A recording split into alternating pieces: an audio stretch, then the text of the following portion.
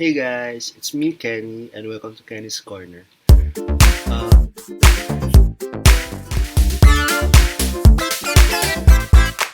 First vlog and sobrang pinag-prepare ako to.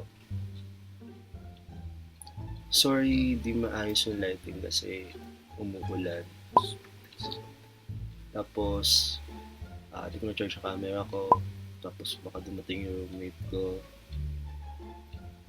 So, today we're gonna talk about dragons. I know that there's so much hype about dragons, lalo na sa generation natin. Because siguro yung technology can accommodate such an idea or concepts na um, are too complicated compared sa dati na di pa nila kayang gawin. Mga effects na makapag-interpret ano ba na form sa isip natin about dragons. Um,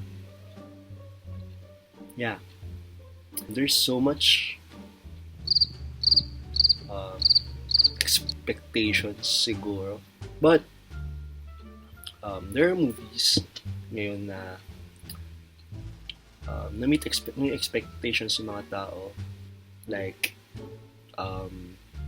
How to Train Your Dragon, Eragon, and sa series din, Game of Thrones,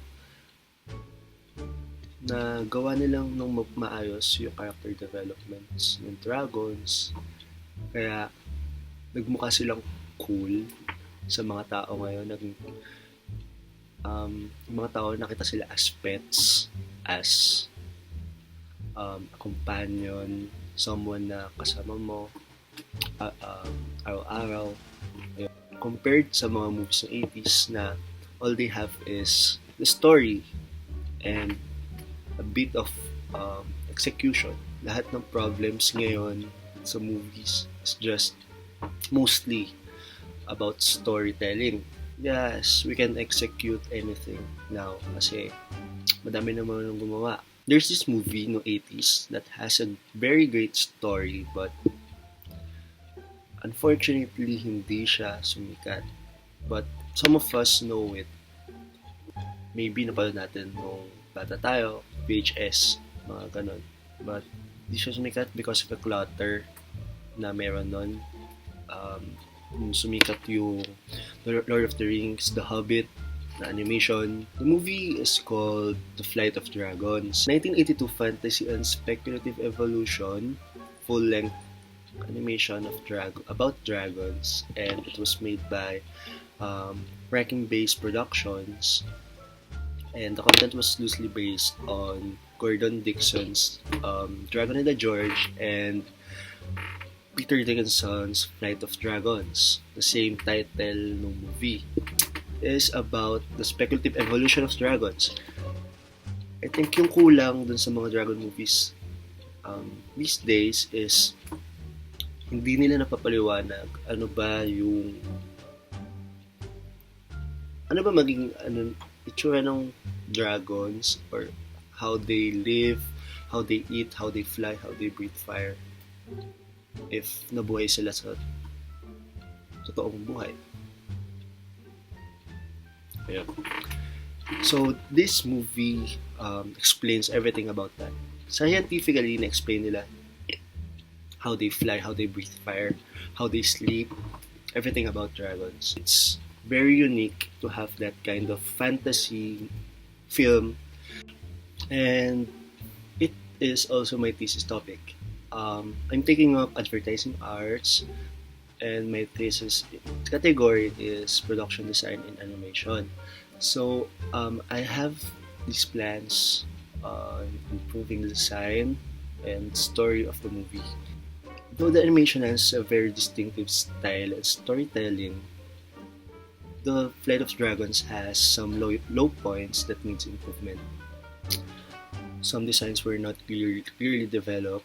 The character design should be connected to its corresponding archetype, like Daniel, the Green Archer. Sinabi na she's very strong, she's the leader of the forest, pero mukha ba yung matapang. Doon sa movie, hindi siya na-interpret ng maayos. Nagmukha siyang weak na wala siyang ginawa sa story after all. And anatomy and aging is also an issue sa movie. Like Sir Orin Neville Smith, he's a British knight na may gusto dun sa princess na bata. So, lumaki yung princess like she's 20 years old or something. Si Sir Orin Neville Smith, nagkaroon lang ng puting buhok dito. Then, nothing changed sa facial features niya or anything. And also an issue, bakit ka magkakagusto sa bata? I think it's very possible to do a live action animation of this film, lalo na ngayon. And fun fact, nagplan yung bagong studios na gumawa ng live action remake of this movie, but it was cancelled. I am looking forward if may gagawa ng live action movie nito, and I'm looking forward na matapos ko yung thesis ko.